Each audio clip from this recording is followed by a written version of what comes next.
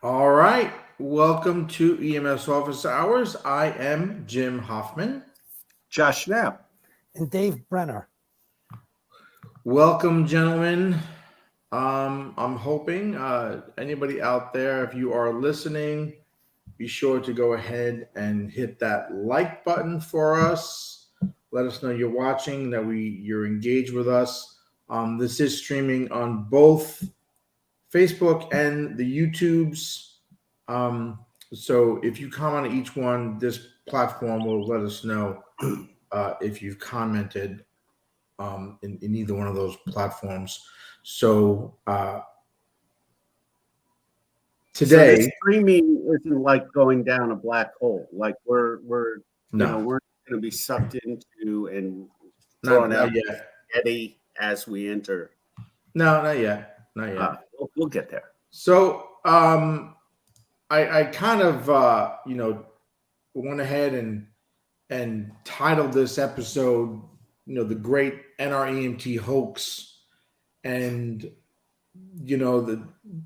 I don't know if you guys have seen it. I'm sure, Dave, you must have seen it by now. This resolution that the NREMT is come out with to change eligibility requirements to take the NREMT, and where before agencies that were teaching courses had to be accredited or have a letter of accreditation, and now it's just a letter from the state saying that we're following standards, we're following national guidelines, and then you can still take the NREMT exam with that. And I was, when it first happened, Facebook was crazy with comments on various posts that were people putting out there. Some of the leading EMS websites like emshome.com were putting out podcasts about it and their opinions on it, and their authors and article creators on that platform were writing about it as well. So I thought that maybe we can come on and give our little take on it as well. And for me, this is a kind of a hard topic to kind of talk about, because I think that it's very difficult to stay focused on the topic at hand. We can jump around about states not wanting to pay for accreditation, agencies not wanting to pay for accreditation, National Registry reacting to a fall and a decrease in people wanting to be paramedics and EMTs, and what the causes of that are, whether it's pay, whether it's increased call volume and not enough providers out there to handle the calls that are coming in, just all these different things that kind of can tie into it. I'm wondering, though, at its heart, does it really matter, for states themselves, or is it more just, people that want to get the National Registry certification so that they can go to other states to work down the road and things like that? Whereas some states might just do away with the NREMT altogether and just have a state exam and not have to require NREMT to work there. Some states require it. That's their final exam, is the National Registry, and then you get your certification. Whereas other states don't really require it. You can take a state final, and then that qualifies you to get your certification. The National Registry is sort of secondary to where if you want to go to another state, a neighboring state or whatever to work, you can do. That's why I had to get my National Registry. I went to New Jersey, North Carolina, and they required you to have that on top of whatever certification you had to get your foot in the door to work in those states. And I think a lot of states are like that. So I'm just wondering, I think, does it really matter, nationwide, or is just something that's going to just help states not have to, or not states, but help agencies not have to pay, what do they say, $15,000 or whatever to, apply for accreditation, to be a national registered, EMT or a paramedic. So I'm wondering, what do you guys think the basic, I guess at its core, what do you think the main issue is with this proposal? Is it going to hurt EMS or hurt the quality of providers? I don't know if it's going to really hurt quality of providers. A lot of people online screaming about that there's no regulation of the standards, and it's going to somehow hurt the quality of the people getting put out there on the street as EMTs and paramedics. So let me start in here and just say that's been a complaint about the quality of EMS and the quality of providers, and how do we raise the quality of providers throughout the whole system. And I'm just going to throw out a curve from left field that says basically we're at the same damn problem we've had forever, is that there's no real path in EMS. There's no real avenue to make a living. That we're still underpaying and overworking these people. It's not an tempting job to get into unless you really don't know how it, the nit and grit of how it's run. But with that said, I really want to turn this over to Dave, because there is a I wanted to throw that grenade over the wall there, because it's really, you want to maintain quality, keep the older people who have the knowledge, the talent, the experience to teach the younger people, create an environment where we have mentoring, create an environment where we have quality of life, create an environment where there's a livable wage, and you will get people who stay in the profession, because that's the problem. This profession, as is medicine, is learn and then practice, practice, practice, practice, practice. As much as people hate the word practice, not their practice on me. Every time you touch a new patient, there's that realm of experience modification that goes on. But where I don't quite get, I've read over the pre-show documents, and Kelly Grayson is one who's always has an opinion, and the NREMT made statements and such like that, but I don't get what they think they're doing. What is the result of all of this going to be? Is it pushed down back to the states? Because that's where it started from. So, no shortage of opinions here. Yeah. Why don't we use the Wayback Machine? Sherman, come with me. We're going to go in the Wayback Machine and see what things were like before we had accreditation. Yeah. I think we need Josh back. Okay. So was there a change when we introduced accreditation? Do accredited instructional agencies fare better? So if I were just to simply ask you that question, what would you say? Do they do better from an accredited agency?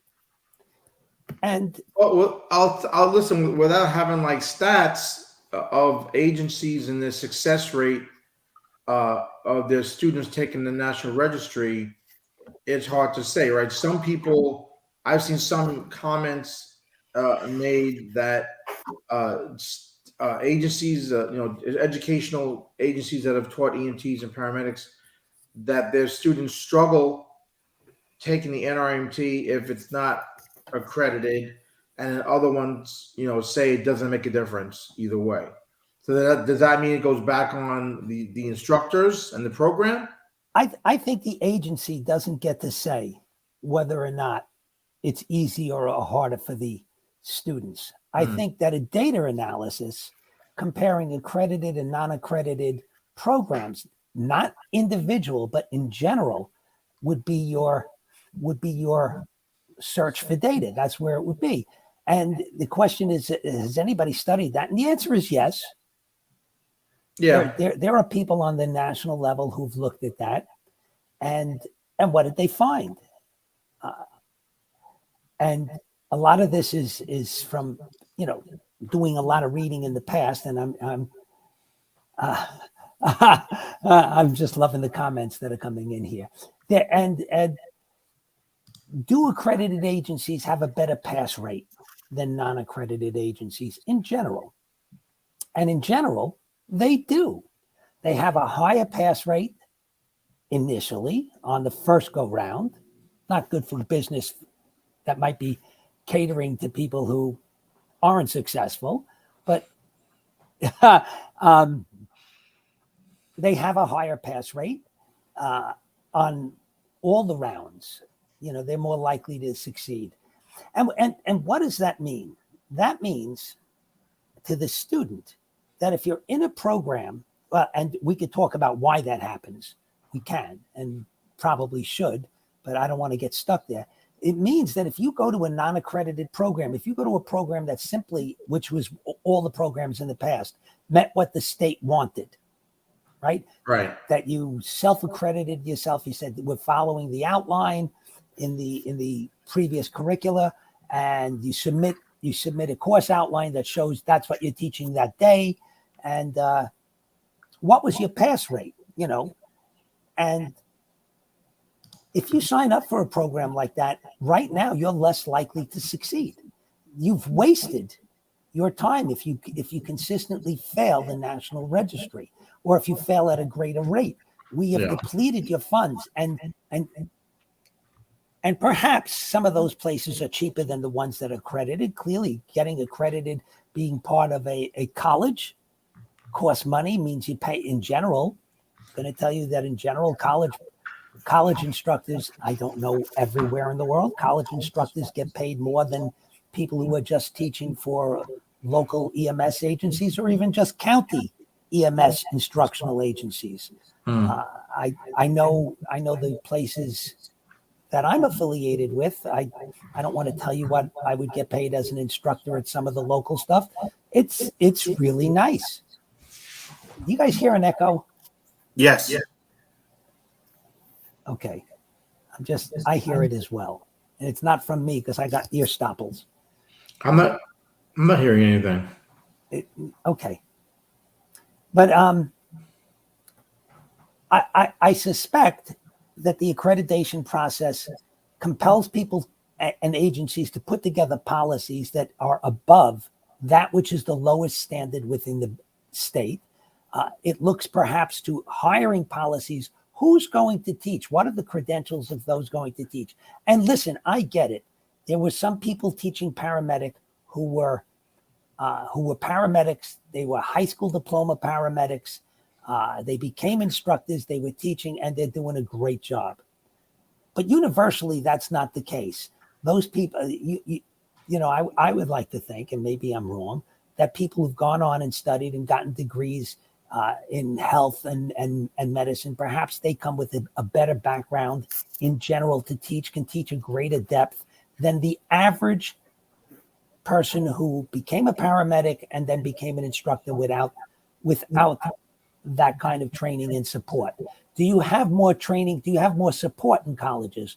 I'm going to tell you, I'm familiar with a college program that provides an enormous amount of support. They hire social support. If you're having a financial crisis, the college has people there to help you navigate through financial crises, to navigate through how to get health care for you, for your children.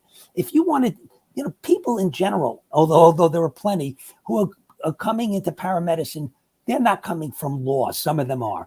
Okay. So some of them are, I've had enough of this being an architect or being an accountant, or I'm tired of being a hedge fund coordinator and I'm going into medicine.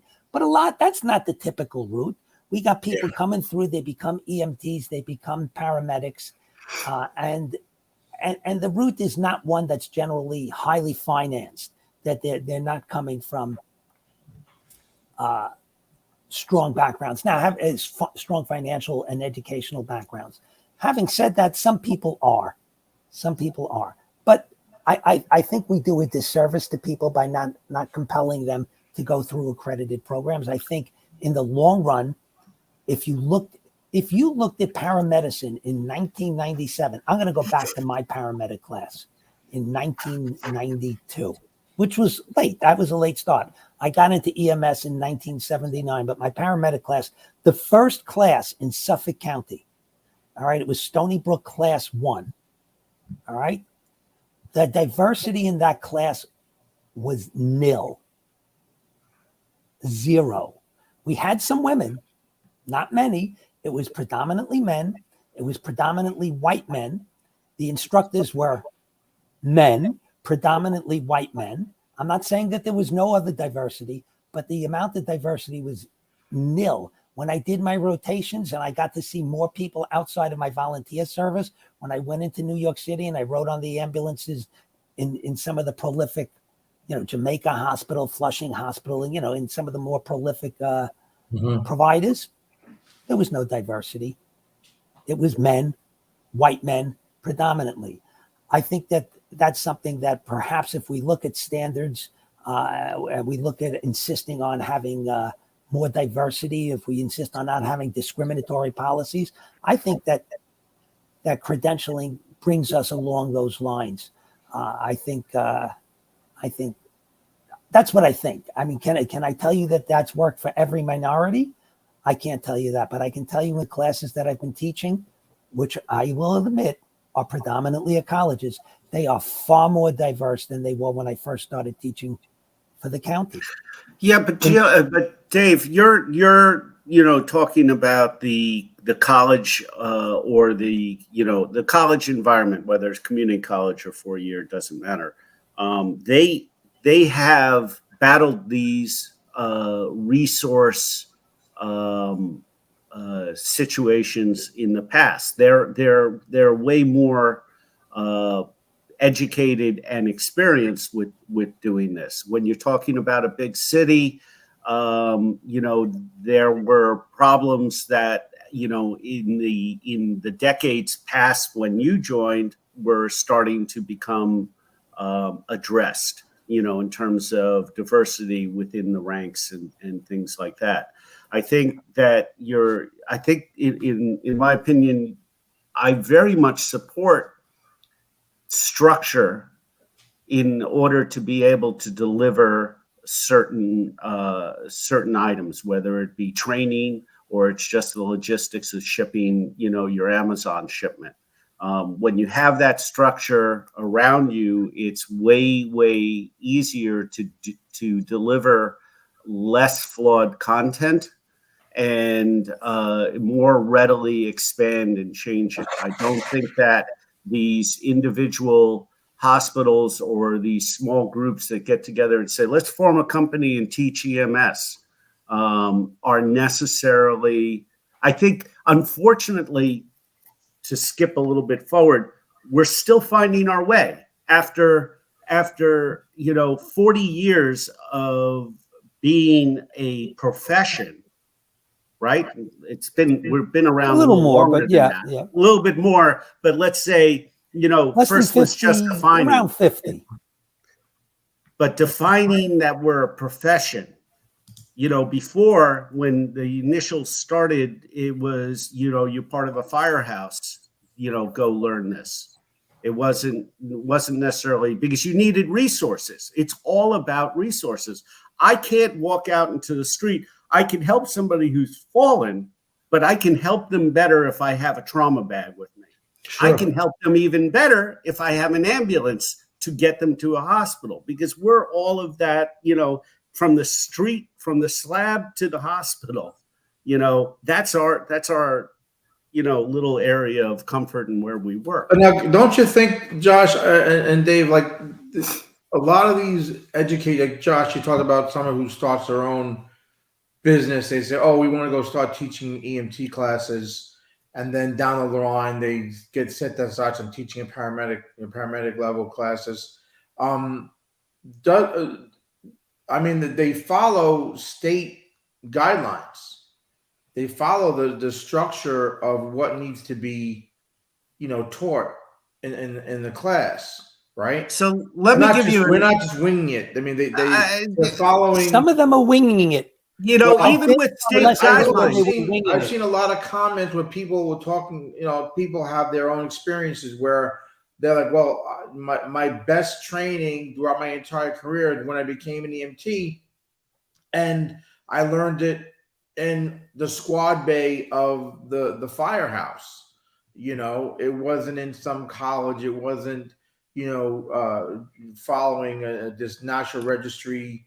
What You else know, did what else did other people learn in the firehouse? When you hear people rave about an experience, there's an opportunity. Somebody was there who did something terrific, hopefully. Well, that's part of it too. I think is I will tell you, that, Yes. after so many years in EMS, there are the experiences that I've had where I can say that not I don't want to, I hate to say fly by night, but the less polished educational agencies or programs have some of the most amazing instructors and equipment and all that, but then the more polished ones don't. It's the people that can't teach there that are trying to teach you the content following a PowerPoint outline, and you're not really learning anything, but Let's not beat people up for using PowerPoint. standards. You're not learning, you're just meeting Everybody's using PowerPoint. Now, so let me just back in there for a I second know and somebody's just going to say, write in, I don't use PowerPoint. yeah, this whole thing about can't do and teach, that infects every level in every area of EMS instruction, and it's every level of instruction. This story can't do teach doesn't come from EMS. It comes from our collegiate system. The whole concept of tenure and things like that. But this is not. We don't want to get into a side argument of determining what the level of. We're just looking for a general uniform structure, right? I think it's almost impossible, and we need to try and do it, because otherwise we get stuck having the conversation we always have. And I see people writing in some great comments. If we don't disaggregate this conversation right now, we're going to go back to why EMS is a rotten profession. We're underpaid. It costs too much. Shlomo wrote that in. You are spot on with that. I said it in the first 5 minutes of this podcast. Yes, but other people are writing in, and they're right. And somebody wrote in that the NREMT was a money grab, and that may be true as well. Last week I complained about all the big agencies surrounding EMS, but that doesn't take away from the fact that if we don't do something to move ourselves forward, I am so tough. For those of you who are in the field for less than 40 years, okay, because I'm in for more than 40 years, I am so tired of hearing the same old stuff, that we're underappreciated, that we are underpaid. And I will say it again. If your job, if you can be replaced in New York State, you can be replaced by an 18-year-old paramedic with a high school diploma. I am saying it again. You can be replaced by an 18-year-old paramedic with a high school diploma. Don't expect to get paid like a critical care nurse. Don't expect to get paid for what I believe you're worth. Okay? When you can come out of high school at 17 years old in New York State as an EMT, sign up for a paramedic class, and in a year, you are a paramedic. 18 years old, you could be drafted finally. I don't even know that insurance agencies want to hire you or want to let you drive the ambulance for you. But when you can be replaced by an 18-year-old paramedic, don't expect to get paid like a person who fought their way through a 4-year program and is a little bit more mature. Everybody's been talking about licensing. Listen, a state certificate is tantamount to a license. It's not. No, hold on. If you want to tell me that once you're licensed, you don't need CME, go talk to the doctors and nurses that need CME. And if you want to be treated like a profession that has gotten bachelor's degrees and required graduate degrees, Don't talk until we're there. Because as long as we can be replaced by an 18-year-old paramedic, you're going to get treated like an 18-year-old paramedic. Just a real quick review, truth. Dave. Yeah, a little quick review. Who issues licenses and who issues us the certificate that we carry? We carry a certificate. We don't carry a license. And there are certain legal. Tell me what the legal difference is. The legal difference is that they don't insure you, or they used to not insure you. The insurance companies. I'm insured. No, you're insured through a governing organization, but you don't carry your own insurance. I carry my own insurance. I'm sorry, HSPO. Go sign up with them. You can get malpractice insurance. And the organization doesn't carry insurance on you? Oh, I'm sure they do. But I carry Listen, my own. there are some states that offer both the certification and a license. Yeah. I think Texas is one. I think Connecticut is one. We can talk.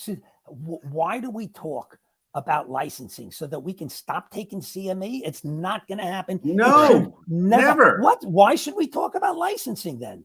What is it about? What if we call your state certificate a license? What's different? If you can't tell me, let's stop the nonsense. Because people have said to us, well, I'm a licensed nurse and you're a certified paramedic. Get over it. It's the same thing. It's tantamount. It's treated different by state government. It's treated different. Tell me how specifically. You know what? It's time to call my bluff. Come on. Tell me how. Yeah. I got I'll come back. I'll come back next time. I got you. Okay. You do that. I will. That's okay. The fact that you can't tell me now, you've been in EMS for more than a couple of years. You can't tell me that off the cuff. Well, Dave, let me. I agree with you, Dave. This is. Dave? You know what? I'll agree in the sense that the lines are getting blurred. There used to be a lot more, but I will say that the difference that happened in nursing, and the same thing was going on in nursing. All right, you could get a high school. You could come in with a high school diploma. How did nurses take care of themselves? Even in the 80s, in the 90s, the legislation in New York State to have that come changed. in. Hold on. Yeah, who pushed the legislation? The nurses. Really? How did they get together and push the legislation? They got together with assemblymen and senators. And they unionized. You have to have an associate's degree. And they unionized. And they created a uniform structure. Only one thing: union dues. Unions guarantee union dues. They don't guarantee anything else. It seemed to guarantee a whole lot more for nurses.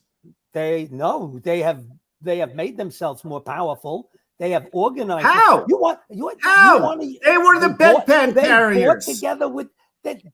If you watch what unions do, they lobby with legislators. Please. Oh yeah. Yeah, I can watch it in New York State with how the police departments work with legislation. Holy moly. Yeah, I don't want to go down that. I don't want to go down that rabbit hole. I want to stay on the professional end here. I think we need to walk like professionals, move like we already are. The demands for what we do are professional. We need to bring the professional along that way. You have to read it. I'm just putting it up for the listeners. Yep. Yeah. I don't see the difference. No, Dave. Listen, I don't see a difference. I'm going to tell you when I was mentioning before about the education people get in EMS, and this is something that I'm a big fan of, and I preach this like crazy. Is that when you're done with class, you can't sit back, whether it's a certification or a license or whatever it is. You've got to keep doing the continuing education. You've got to keep reviewing. You have to keep refreshing what you've learned. And I feel like there's no accreditation or anything else that's going to keep people make people do that, right? You're going to have your set amount of CMEs you need to recertify, and a lot of people are going to just do the bare minimum to get, their recertification. People won't go beyond that, and I think that's something that I try to push all the time, because I feel like that is something that's what makes you the EMS professional. That's what makes you a valuable asset, to your agency, communities that you serve, and things like that. Going back to this national registry thing and them doing away with this, accreditation by agencies and saying, well, as long as your state says it's okay, your people can take the exam. When I look at a lot of the comments and feedback on this proposal, a lot of it's from people that are already EMTs and already paramedics, right? A lot of them feel that this decision is moving us backwards. And so, like you mentioned early on, Dave, about how the success rate of students is higher because they've got that structure behind them. Well, I pushback can't tell you why is it's higher. Take a state like New York that doesn't require national registry. They're following guidelines that are put forth by the New York State, and no matter what educational But they're agency accepting it is. national registry for its reciprocity. It's a back. I don't want to call it a backdoor. It's just an alternate route. You take the What's national that? registry. You take the national registry exam, and you apply for certification in New York State, and you Yes. get it. Yes, and that's what a lot of states do that. And I mentioned Almost early on, every like state. States want you to have a national registry to go apply for their state. It shows that you're meeting that minimum standard, I guess, right? Because they don't That know minimum they don't know standard what the is a state test? standards are. What's that, That Josh? minimum standard is a test. The minimum So the standard. national. There's two things going on. There's two things going on. The national registry, whether or not we make it a required and keep it as a required. I'm sorry. The written test is there. You know that they're talking about doing away with the practical skills examination. Right. So that they won't have a skill exam. You know that's coming. The state isn't getting rid of it. The national registry is getting rid of it. So they're pushing that down into the hiring organizations to say.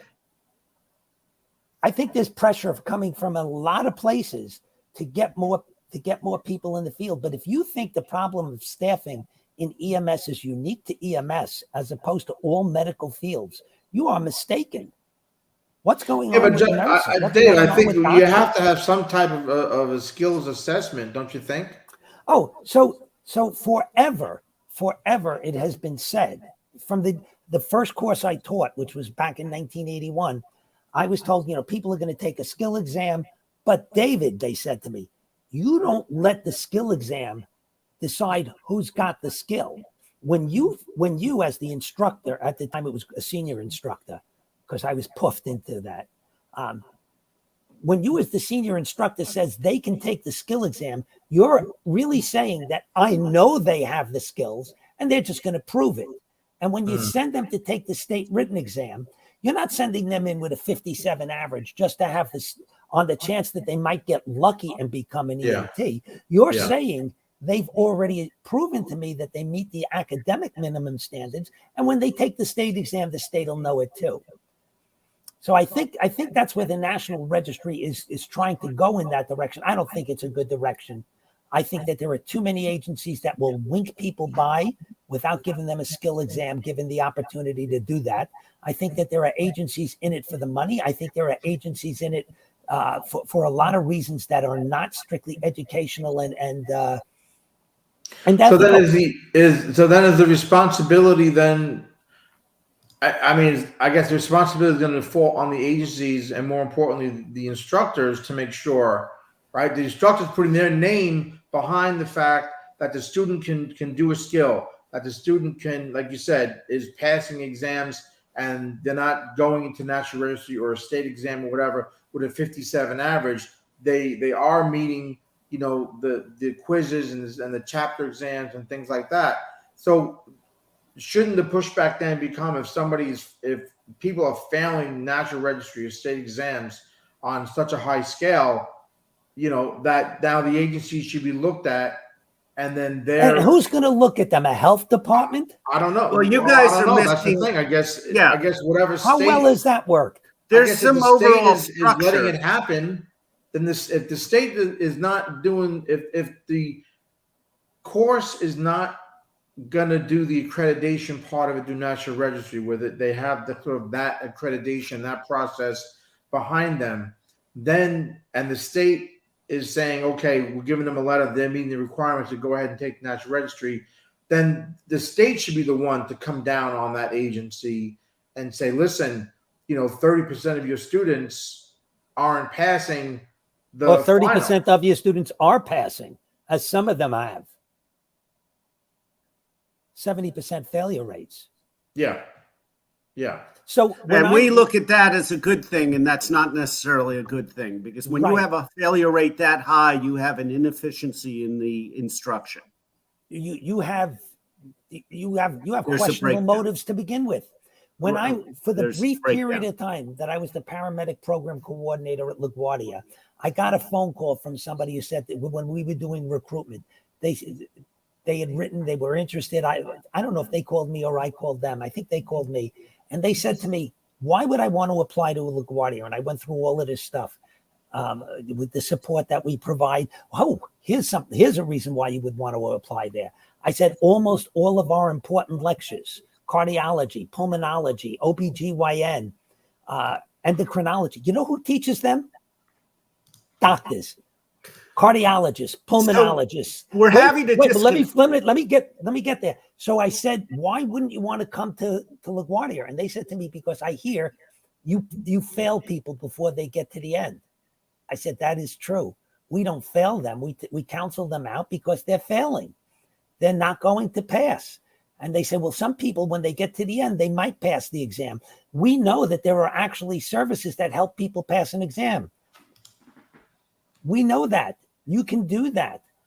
However, if you can't get through the program, you ought not be in the position to get lucky or get skilled at that, So they said, I'm not going there. I'm not going to go there. I'm going to go to this other program. And I said, well, and I said, good luck.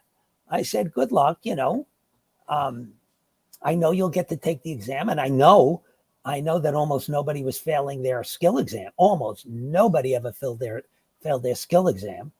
And not even like once, it was rare that somebody would have to retake. And I said, okay, good luck. What can I do? I couldn't do anything about it. But it's common knowledge. The state didn't do anything. I think that we're crossing two different.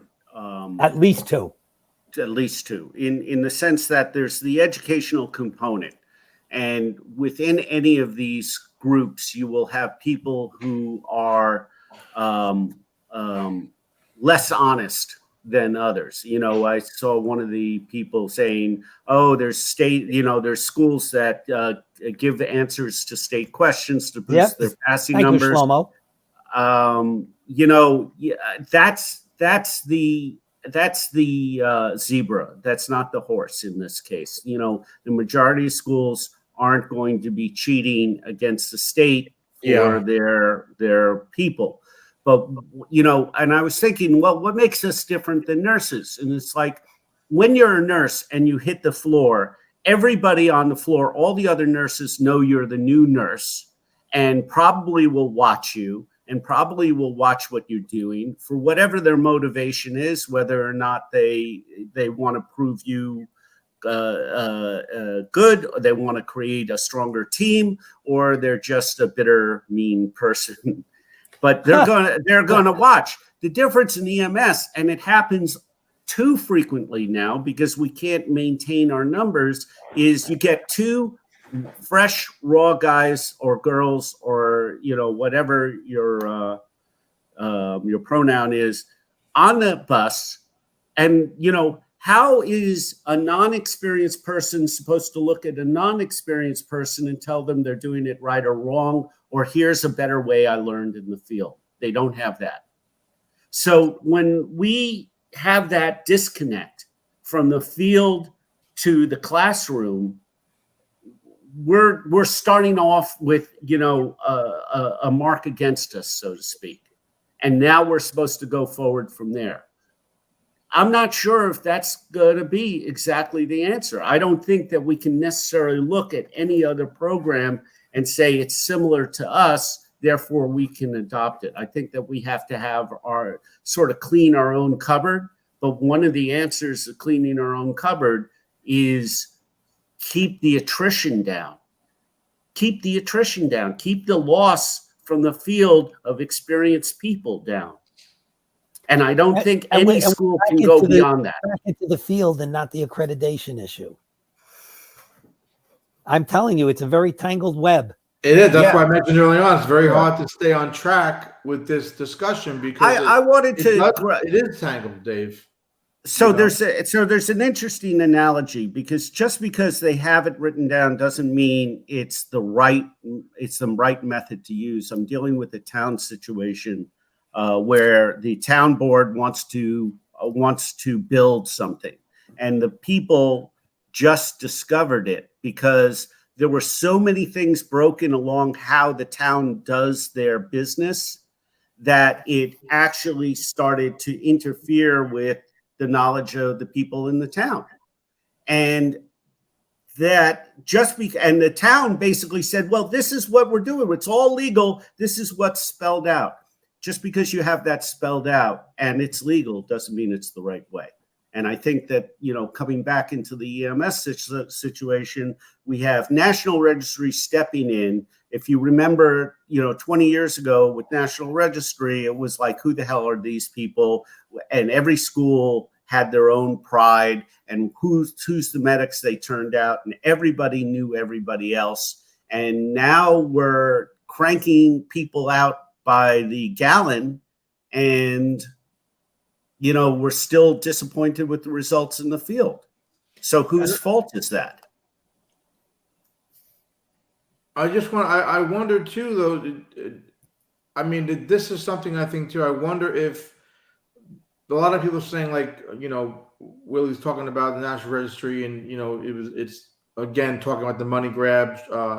Shlomo mentioned about it as well, and somebody mentioned early on how it's about money in National Registry. But I'm wondering, are they kind of doing it, or maybe even being forced to do it because of the fact that there's a staffing problem, because there's not enough people getting into EMS, or are they doing it because it's too difficult for agencies to keep paying this money, to have this accreditation?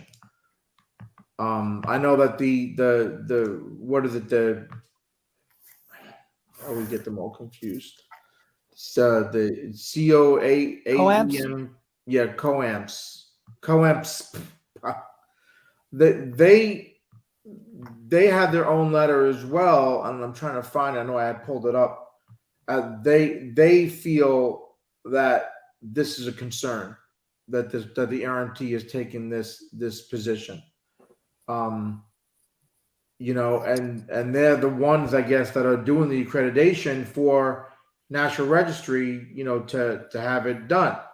The one thing I want to mention, I don't know what the hell I'm yelling for, but I don't know. The one thing I want to mention is you see a lot of people online very passionate about this, right? Commenting the positive, negatives for it, it's a money grab, it's a state issue, and skills and quality and all this stuff. And then when you look at sites like this COAMs, right? I just looked at some of their stuff, and it's funny to me because they have a Facebook page, they have a Twitter page, and they have like 950 Twitter followers. You know what I mean? They have a little over 2,000 Facebook followers. So there's so much passion going on by the EMS membership, the EMS community, but there's not very many people following these lead agencies that are making these rules and that are guiding this education, this process. In other words, they're not involved enough, they're not connected enough with these organizations to say, hey, this is not what should be going on, or we should be adding this or taking this away. Meanwhile, I know that the National Registry with this whole thing that they've got going on too now that this it's open for comment. You can go to National Registry Yes. website and it's open for people to say whether they agree or disagree with this proposal. I have an interesting idea. I was going to say, I was going to go backwards on this and say, what do we do? Why don't we do this? All hospitals no longer need to do anything with JCO. No longer the Joint Commission. Forget it. Do what you like. Just follow your state, but just follow your state guidelines. So, but I want to put this in reverse. You know that it impacts their finances, right? Compliance with those kind of. Imagine this. This would be interesting. And maybe it already exists because I am not part of a paid service. I'm not in a pay for service. I'm in a volunteer organization. Nobody pays for our service. And I know you can say they got what they paid for, but all right. No, nobody would say that. I mean, I'm part of a volunteer service, and we pride ourselves on staff and education and how we treat our patients. And so there you go. Could you imagine? And maybe it's there. If we could maintain our credential based upon an outside agency reviewing what we do and see if we are maintaining the standards. We talk about key performance indicators, but I'm finding that it's very difficult to push this in to organizations that are not part of hospitals. I'm not part of a hospital. Maybe the hospital, the voluntary hospitals of New York, maybe they have a better way of doing it. For example, a key performance indicator in medical care. So this is stepping away from the training and going to the afterthought. Now we're in the field. Who's watching what we're doing other than our supervisors, some QA/QI committees, which may and may not be completely there because they're required to be there as opposed to wanting to upgrade the skills. Imagine if they went in and say, we're looking at, and I know that there are subroutines for this. When did we run that 12-lead EKG? So the key performance indicator on running a 12-lead EKG on a person with suspected cardiac ischemia is within 10 minutes of the first medical contact. Okay. What percentage of the folks in your service are doing that? Well, I mean, if it's tracked. Well, if it's tracked. So you haven't heard. The fact that you haven't heard is probably because nobody is looking. We can look. I have the program to look. I work for an agency that would track that stuff. If you had a patient and you didn't, they would track when you hooked the monitor up and. When did you give the aspirin? When did you come up with your sepsis alert?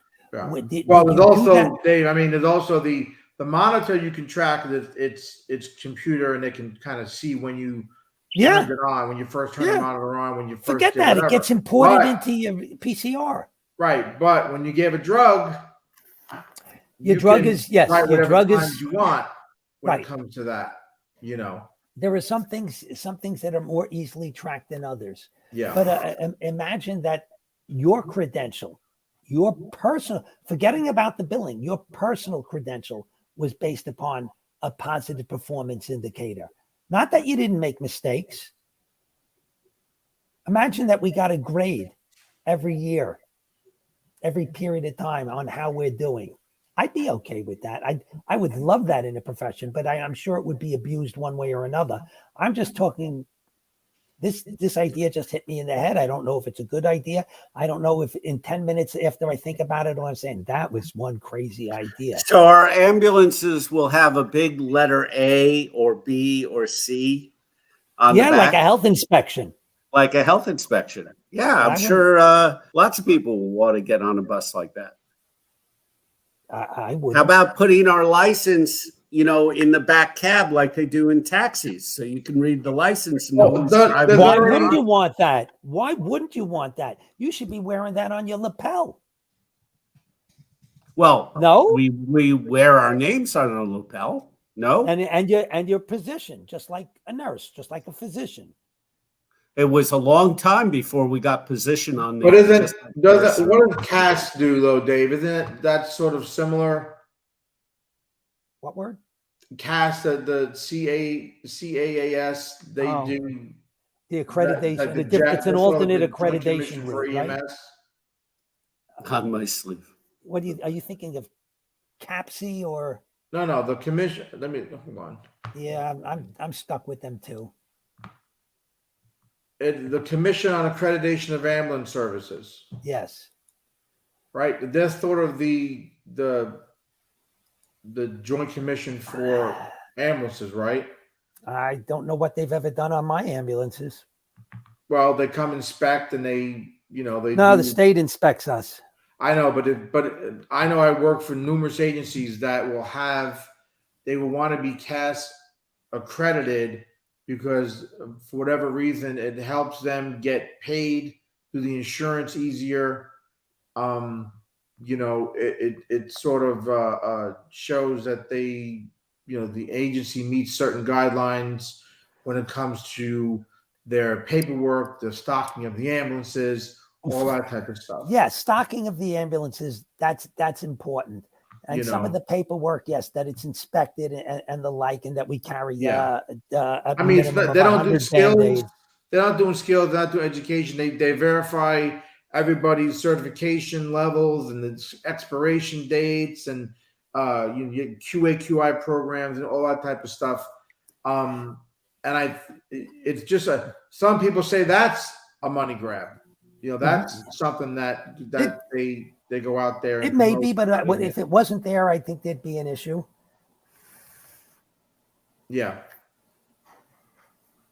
I get so many ideas and they fall out of my head within a minute. My ADHD just yeah. So yeah.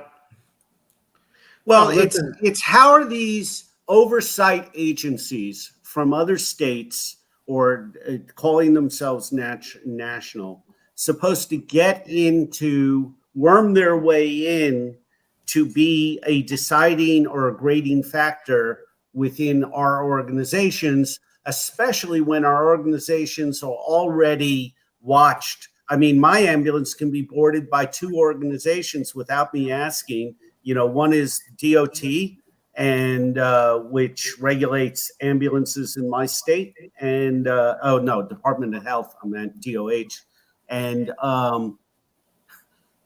the other is as I have my own moment here, Dave. Welcome to my club. Yeah, exactly.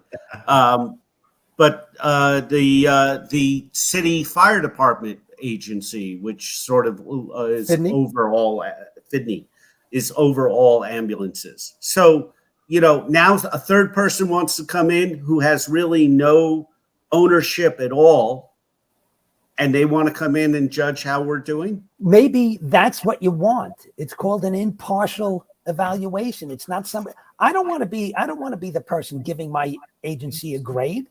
That's crazy. And I don't want to be the person who votes for the person who gives my agency a grade. An impartial outsider is who we should be looking at. I'm just saying. I understand. And there's and this is a problem in all of medicine. Yeah. I think our problems go beyond that into more structural problems. I think that, before we talk about oversight, we need to talk about, just retaining talent. I hate to go back to that, but it's as far as that goes too, is that there's a problem we have with keeping people, the talent that we already have, in addition to getting the new talent. And I don't know, like I said, I'm not sure where this national registry really is going to matter. Our talent base is always going to be at a challenge. We come with all of the problems of medicine that they have in hospitals, in clinics, in private practice, with all of the instability of the outside environment, going into other people's homes, doing stuff on the street. I don't know how many anesthesiologists while intubating have ever been hit by a truck. Probably none. Yeah. unless they're intubating on the side of the road, or if they have to worry about rain or wind or gang Or members. an angry family member. Yeah, exactly that. I recognize that we come with all of the problems of medicine and all of the problems of an unstable environment that comes with all of, what the police and the fire department and the rest of the emergency services have. We have it all. By definition, And we get paid the Dave, least of all of Dave, them.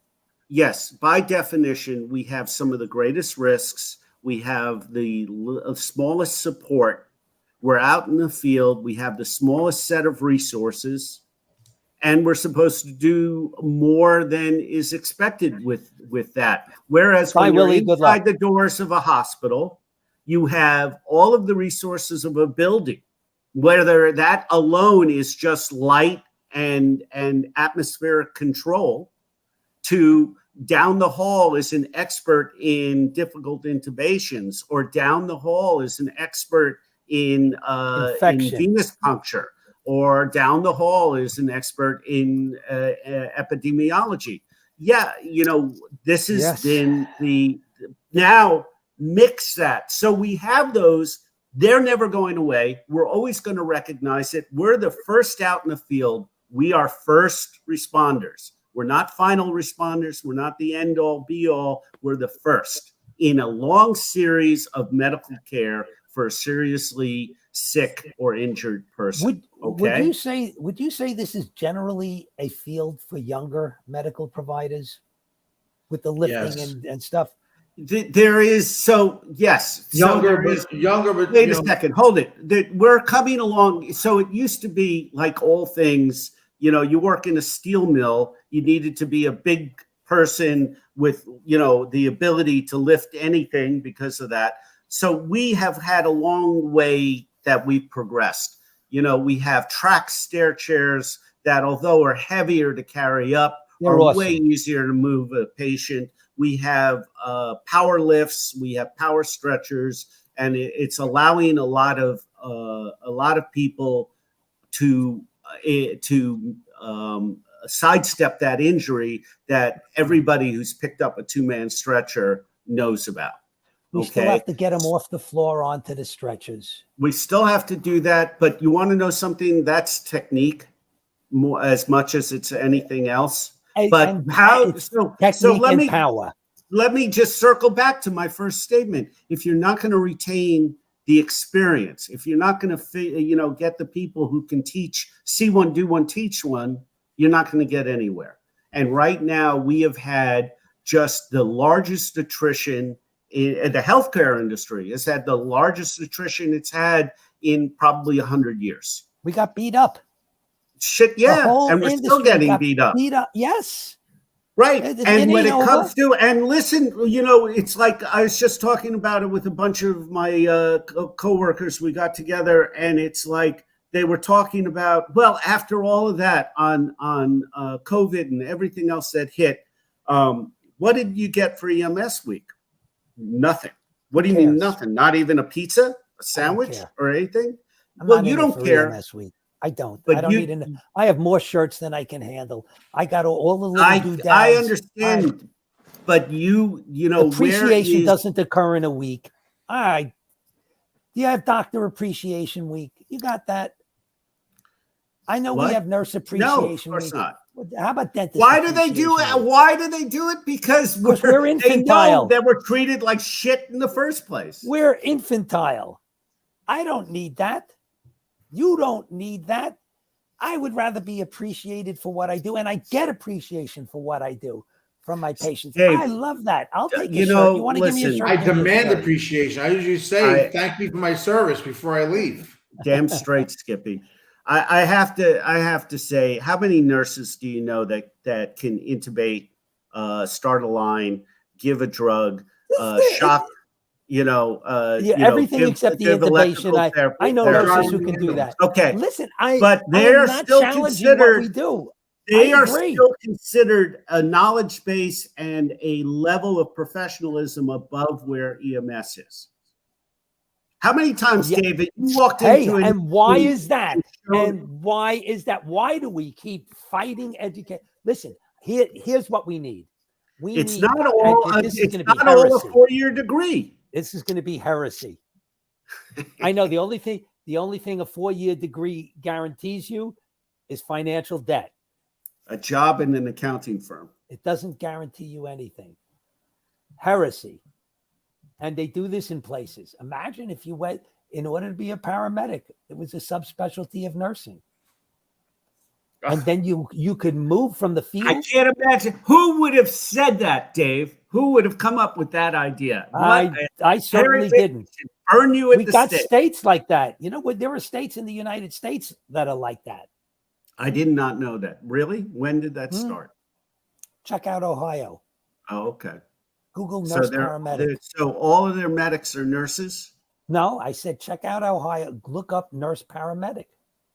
Well, there's lots of places that have. Could you imagine saying, "Listen, I'm 48 years old. I was 48 years old a century ago, 25 years ago, not quite, but almost 23 years ago. I'm 48 years old. I've had enough of lifting these people from the basement up onto the. Those stair chairs are great going down, but going up from the basement, they're still not coming up on their own. There's still gravity to fight."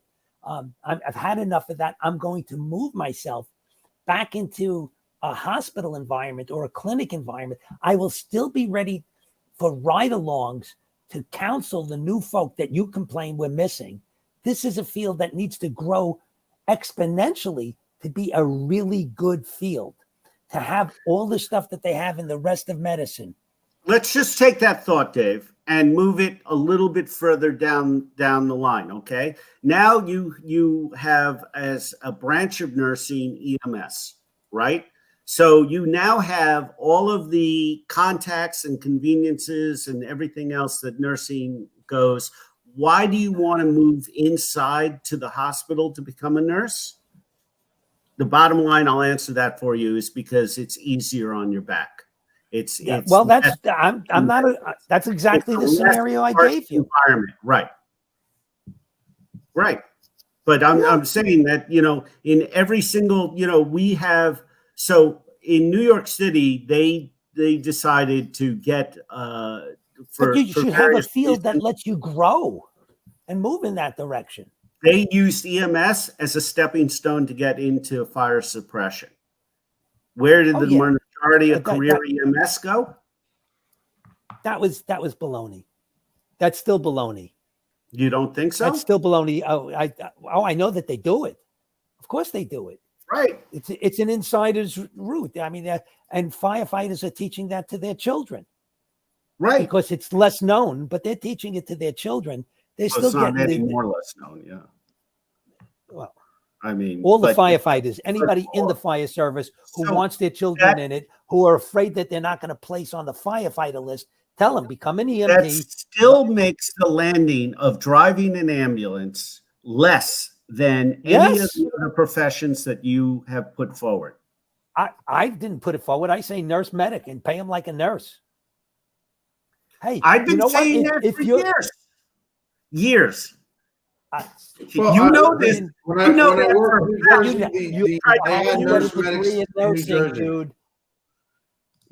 but they did the critical care transport trucks. That's who was on those trucks, and the critical care nurse is getting twice the pay of the paramedic. They would do the critical transports. They would work with an EMT normally, and the EMT would be the driver. I can't tell you how many times I did a critical care transport, all right? And we had to, because of state law in our adjoining state, have to have a nurse from that state on there. She didn't know anything. I mean, she might have known, but for our job, didn't know. She said, "It's your patient. I don't know the drugs. I don't know everything else. I don't know your equipment." But because of law, we had to have yet another person on board, which of course is another liability in the whole picture of things. But why do we have? And that's what I'm basically saying. And that's why I pulled up that community example before, is there are maybe laws that don't make sense anymore. Oh, please. Our founding fathers nailed it. We don't need another law. All right, listen, let's wrap it up because We're I'm going all on for an hour here, so Let's I not don't want go to keep beating the drum, and I don't think we've got anywhere. So okay. we didn't solve the national problem. no, and Well, I was gonna go ahead and take this and transcribe it, send it to the National Registry, and say, here, the problem Full is fix. solved. We fixed it. well, why don't you just restate the purpose of this show? Right. Jim. It's just talk what you normally talk about in front of an ambulance. We're not here to solve the Not problem. here to solve problems. Here But I to do just hope that, listen, I hope ease people things that the people that listen today, I really appreciate everyone popping in, making comments. It really does fuel the show a little bit and helps us stay on track at times as well. And I hope that some of the things we've talked about kind of gets people thinking a little bit, gets them kind of seeing maybe a different point of view that maybe they weren't thinking of. And I encourage people to go ahead and leave comments even after the live is over, and let us know maybe we missed a point, maybe we spent too much time on a point, or whatever the case may be, because it's the feedback that helps us keep going. And then if we get feedback, we can always do another show based on something that somebody said that we want to maybe go a little bit deeper into. I know we have some other things to talk about, but hopefully we'll do that next time on a different show. All right. All right. Sure. All right. So down with the National Registry. Let your vote count. All right, guys. I appreciate you joining me. You guys want to end with anything before we wrap it up? No, this was a good I'm discussion. exhausted. I think it could have gone much longer. Go on forever. But this isn't Joe Rogan. We can't go on for 3 hours. That's true. That's true. Yeah. I'm looking at Shlomo's last statement. We need more education, less supervision. I'm not going to agree with that. We need education and supervision, but we need the structure that's We need the right supervision. we need the structure that's going to keep us together. Yeah. All right, guys. That's it. As always, I am Jim Hoffman. Josh Knapp. Dave Brenner. Stay safe, everybody.